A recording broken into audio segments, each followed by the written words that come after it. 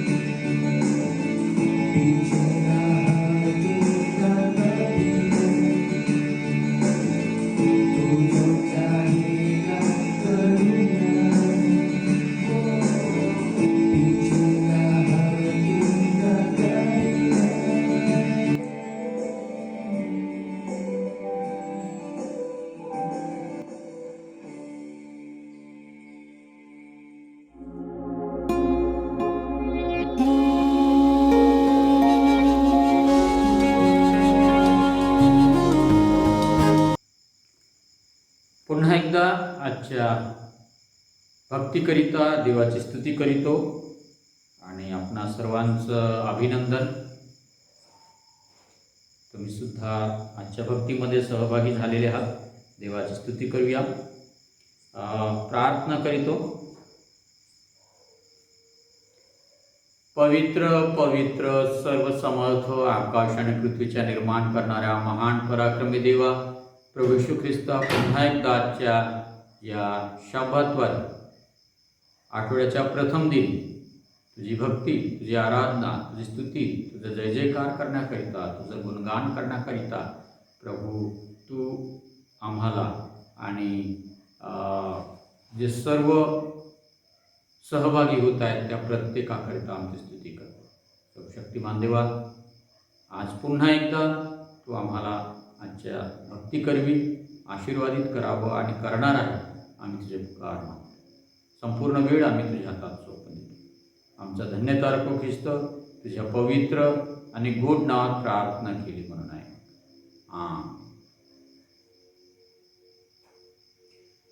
यावेळेस एक शास्त्रभाग या ठिकाणी मी वाचत आहे आणि तो शास्त्रभाग आहे इर्मयाचं पुस्तक. इर्मया याचा 17वा अध्याय आणि 7 पासून तर 10व्या वचनापर्यंत.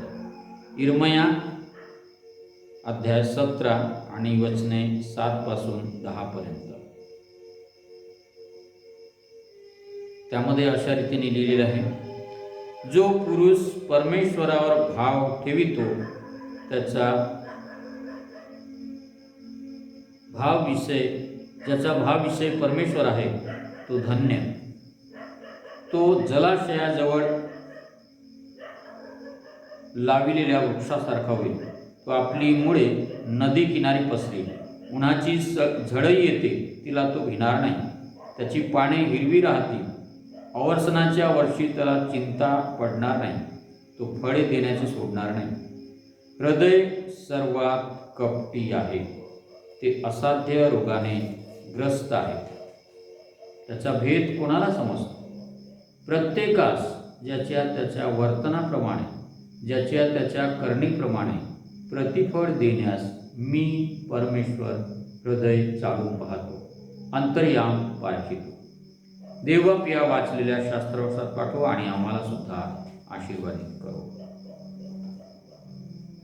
यावेळेस आपण मध्यस्थीची प्रार्थना करणार आहोत आणि त्या प्रार्थनेमध्ये काही प्रार्थनेच्या विनंत्या सुद्धा असतात.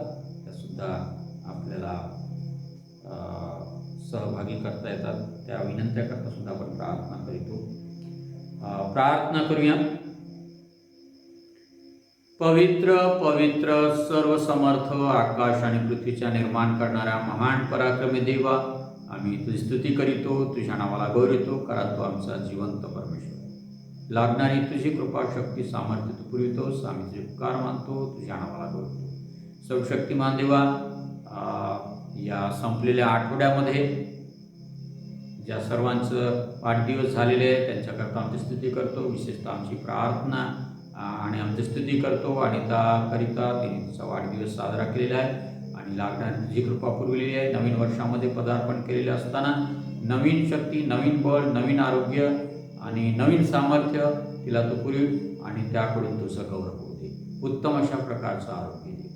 सर्वशक्तिमान देवा, सोबतच मंडळीतील प्रत्येक कुटुंबाकरता आमची प्रार्थना आहे. ज्या ज्या कुटुंबामध्ये प्रभू ज्या गरजा आहेत त्या प्रत्येक कुटुंबाच्या गरजा तू पूर्ण कर.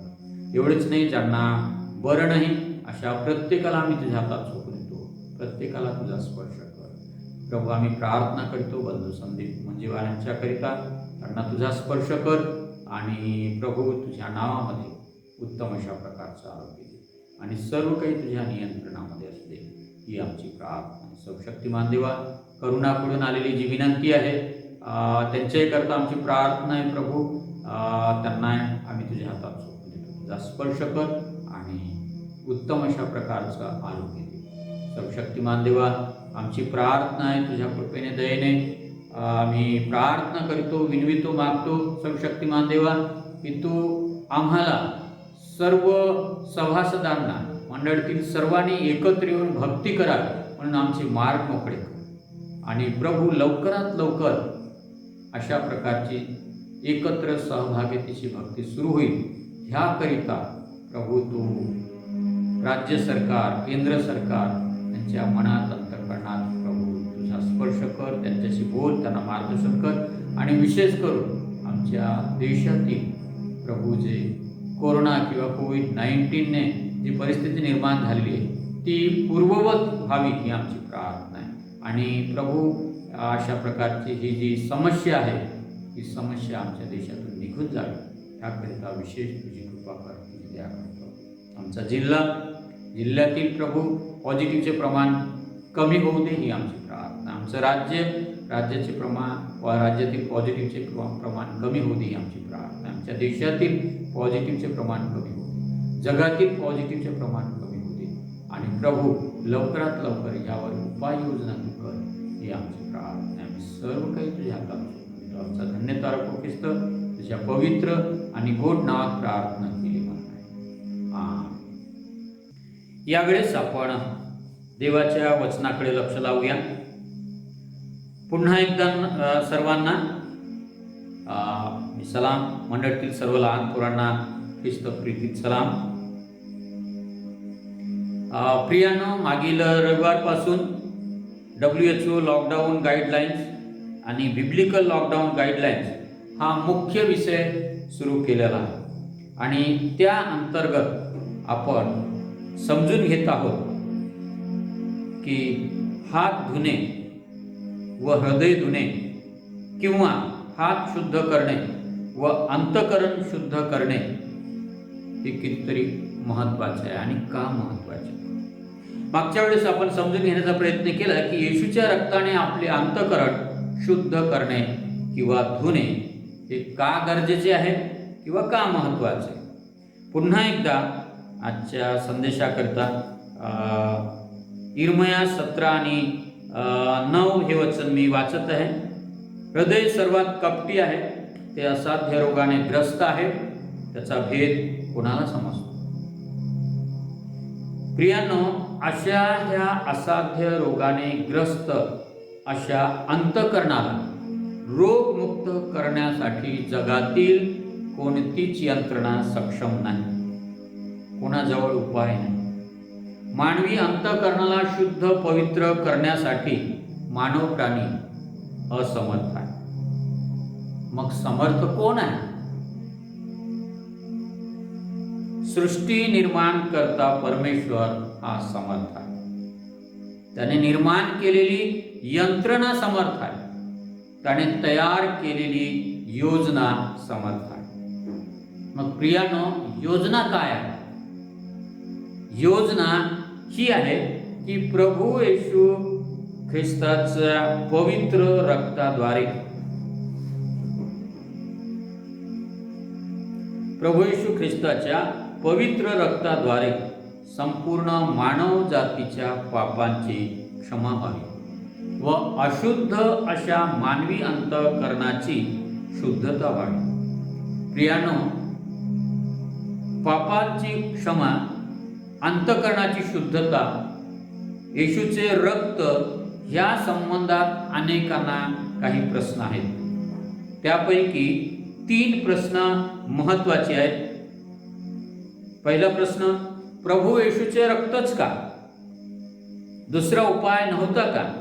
किंवा पाप क्षमेकरिता व अंतःकरणाच्या शुद्धतेकरिता एकमेव उपाय म्हणजे प्रभू येशूचे रक्त होय, हे का म्हणून स्वीकारावे? का म्हणून यावर विश्वास ठेवावा? हा पहिला प्रश्न. दुसरा प्रश्न, पाप क्षमेकरिता व अंतःकरणाच्या शुद्धीकरणाकरिता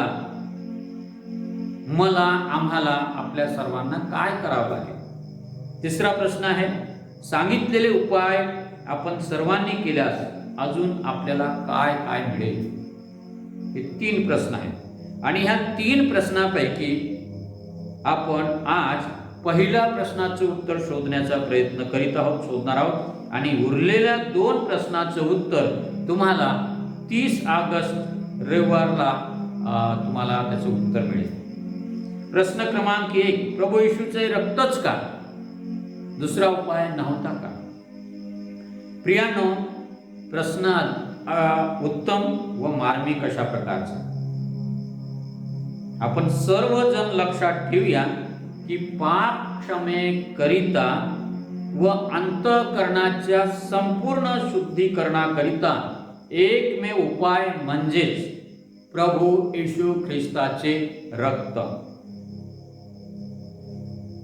There was and also there is no any other solution. Blood of Jesus is the only way for forgiveness of sins.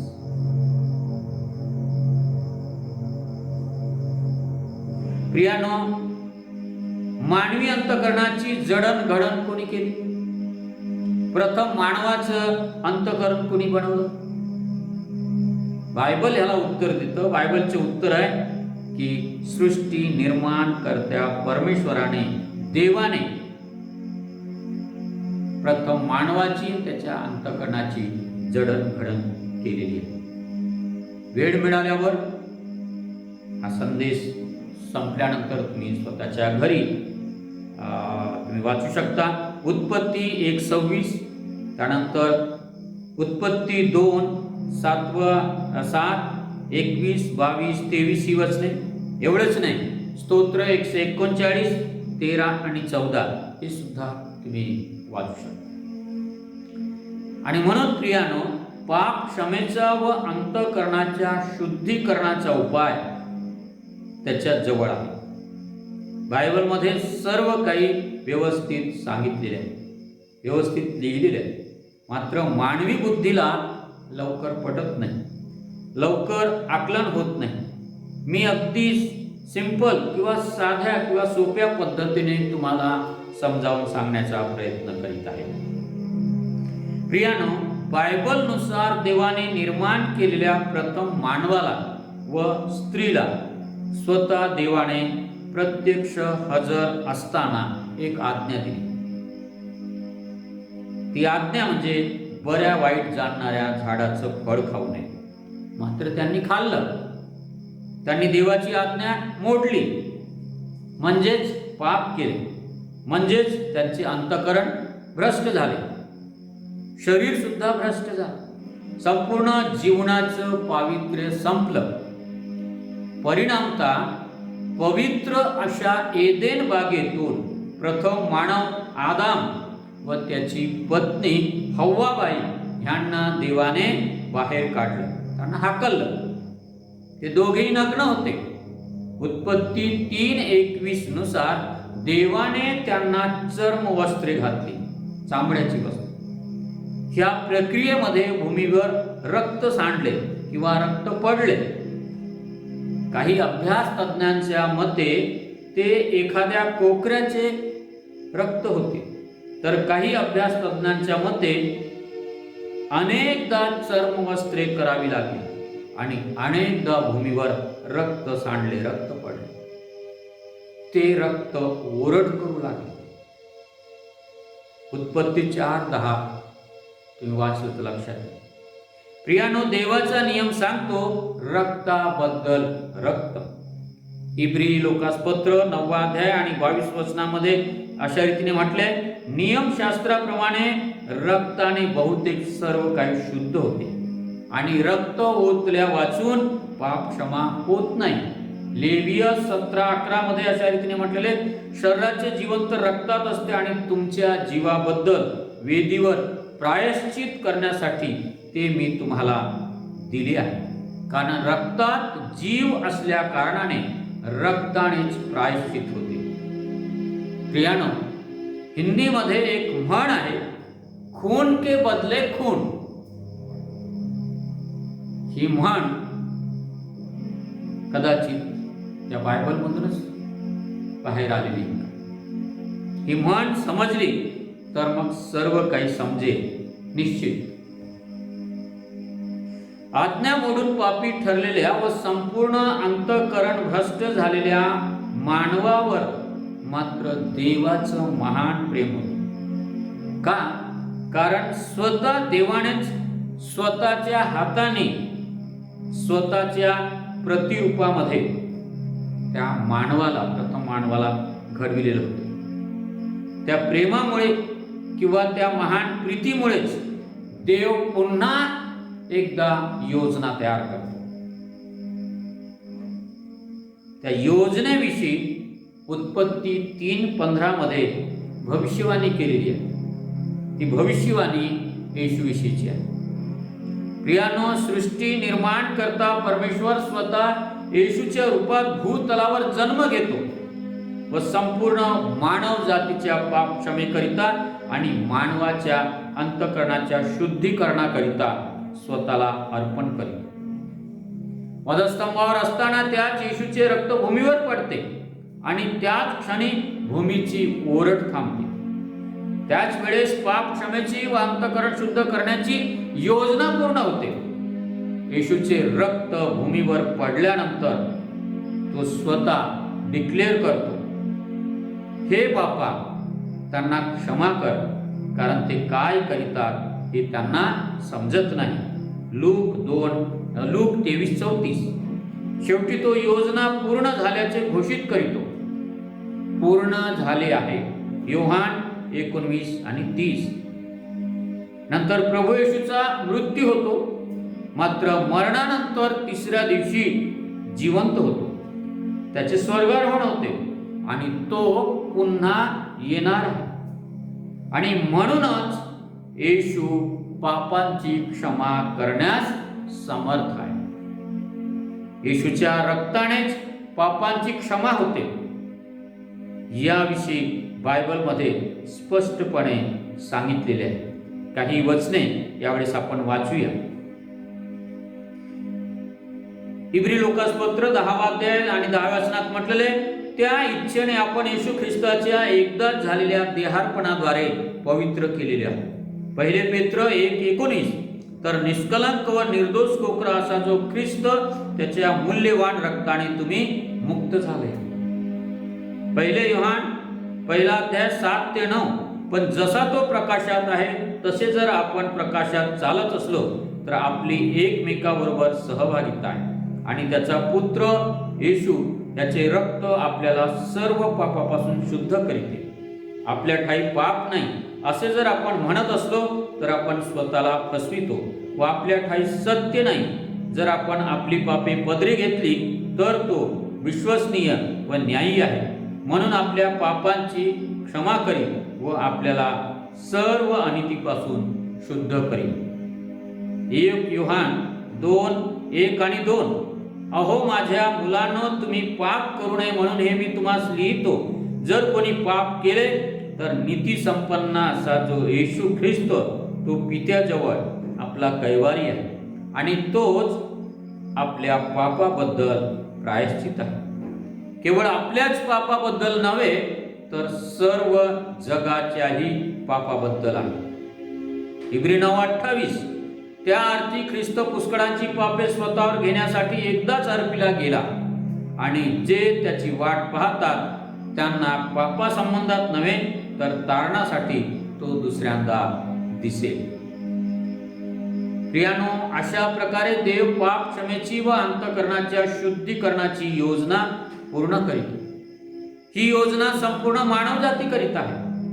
व्यक्ती कोणत्याही देशाचा असो, कोणत्याही राज्याचा असो, कोणत्याही धर्माचा असो, कोणत्याही वर्णाचा, मग तो ब्राह्मण असो, क्षत्रिय असो, वैश्य असो, शूद्र असो किंवा कोणत्याही जातीचा असो, एवढंच नाही तो पुरुष असो वा महिला असो, पाप क्षमेची योजना प्रत्येकाकरिता. प्रियानो, यावेळेस एक कृती आपण पाहणार आहोत. कृती कशा रीतीने ते पाप क्षमा होते आणि शुद्धीकरणाची प्रक्रिया येशूच्या रक्ताकरवी एक आपण आता यावेळेस कृती पाहूया. प्रियानो, या ठिकाणी हा जो ग्लास दिसत आहे हा प्रतिकात्मक अशा प्रकारचे फळ खाल्ल्यानंतर प्रथम मानवाचं जे अंतःकरण आहे ते अंतःकरण अशुद्ध अपवित्र झालं, भ्रष्ट झालं.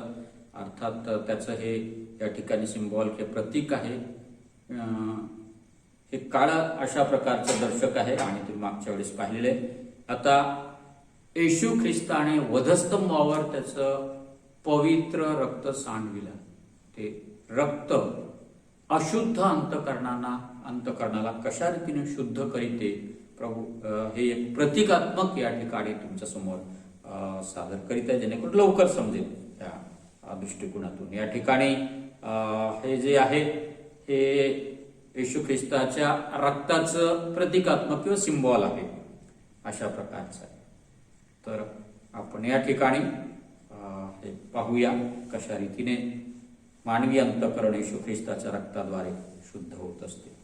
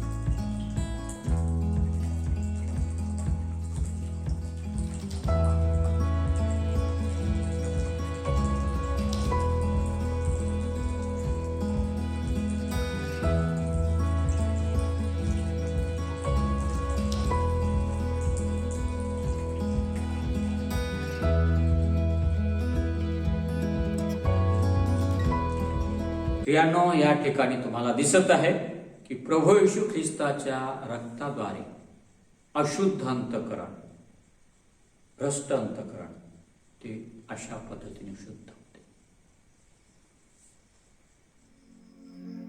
प्रियानो, ह्या कृती करवी तुमच्या लक्षात आलं असेल की देवाने संपूर्ण मानव जातीच्या पाप क्षमेची योजना कशा पद्धतीने तयार केली. देवाने योजना तयार केलेली आहे. ती योजना स्वीकारणे किंवा नाकारणे हे सर्वस्वी तुमच्या हातात आहे. प्रभू येशूचे रक्तच आमच्या पापांची क्षमा करण्यास समर्थ आहे.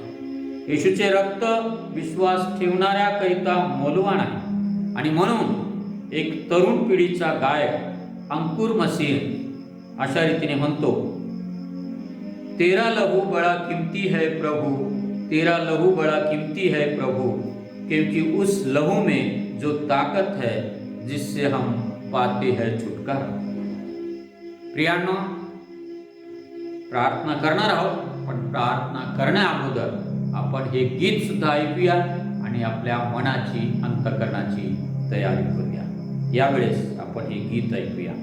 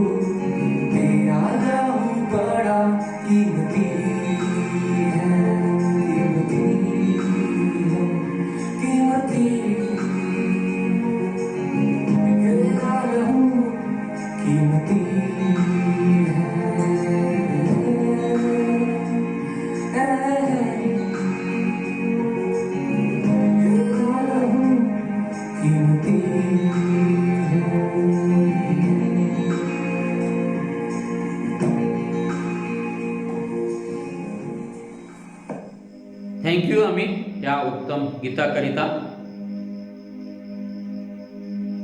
यावेळेस आपण प्रार्थना करूया.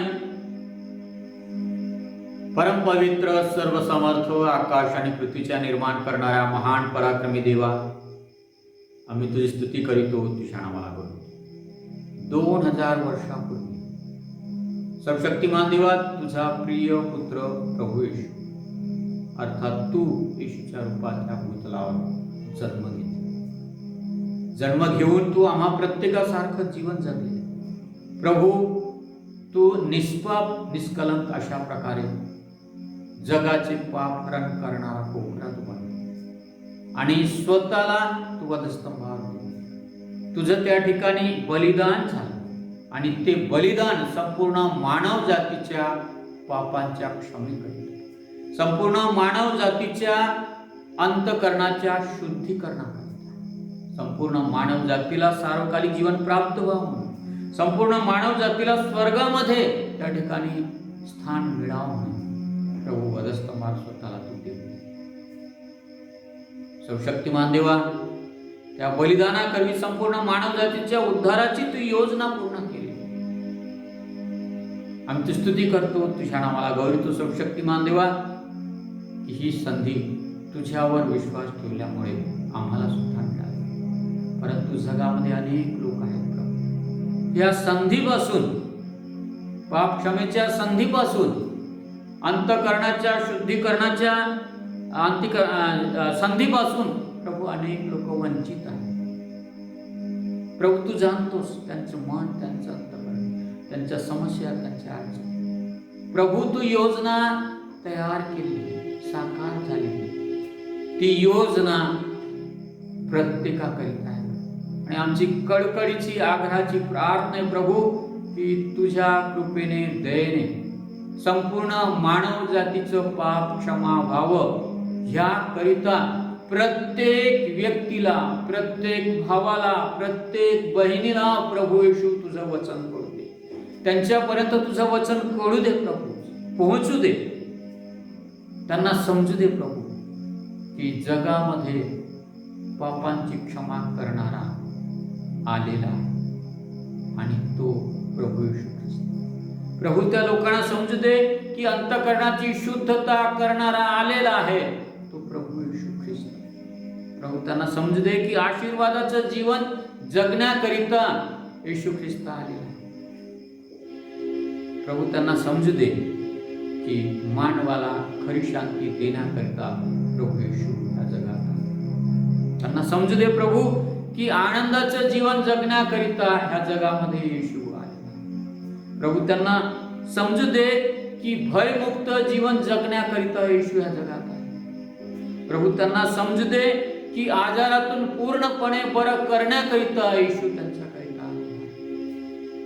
प्रभू, आमची प्रार्थना, हा संदेश जे जे सर्व बहीण भाऊ ऐकत आहेत, पाहत आहेत, अशा प्रत्येकाला आज तू नव्याने तुझा स्पर्श आणि ऐकणाऱ्यांपैकी, संदेश पाहणाऱ्यांपैकी जर अजूनही कुणी बहीण भाऊ असा असेल ज्याच्या पापांची क्षमा झाली नसेल, प्रभू आमची प्रार्थना आहे की हे संदेश ऐकत असताना प्रभू त्याने तुझ्या चरणाजवळ येऊन लीन आणि नम्र होऊन, मी पापी आहे, मज पाप्यावर दया कर प्रभू, अशा प्रकारे प्रार्थना करून पाप क्षमेकरिता प्रभू त्यांनी पुढाकार घेतला आणि त्यांना संधी मिळेल तुझ्याकडून प्राप्त क्षमेची.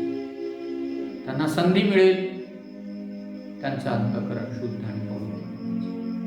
प्रभू, आमची प्रार्थना आहे की तुझी कृपा, तुझी दया. सर्वशक्तिमान देवा, आम्ही सर्व काही तुझ्या हातात. पुन्हा एकदा आमची मंडळीतील सर्व लहान थोरांना आम्ही तुझ्या हातात सोडून देतो. आमची प्रार्थना आहे प्रभू की आमच्या मंडळीतील कुणाचाही नाश होऊ नये, कुणीही स्वर्गाच्या बाहेर राहू नये.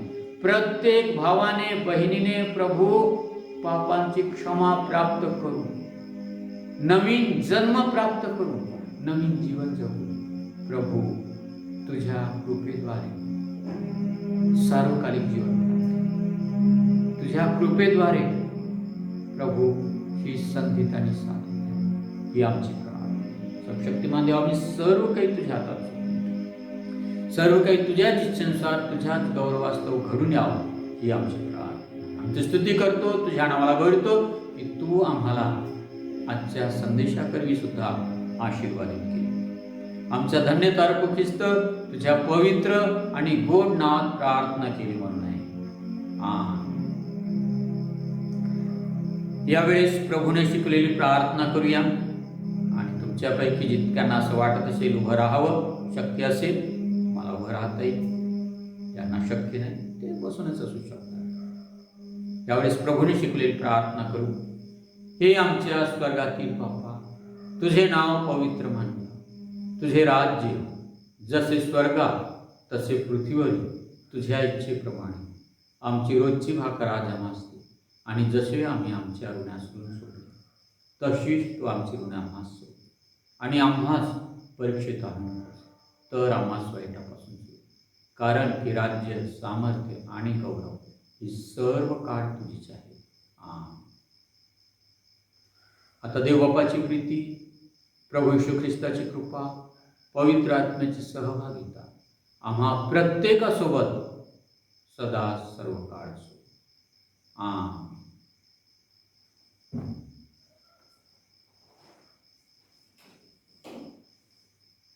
थँक्यू प्रियानो. देव तुम्हा सर्वांना आशीर्वाद देऊ. God bless you all.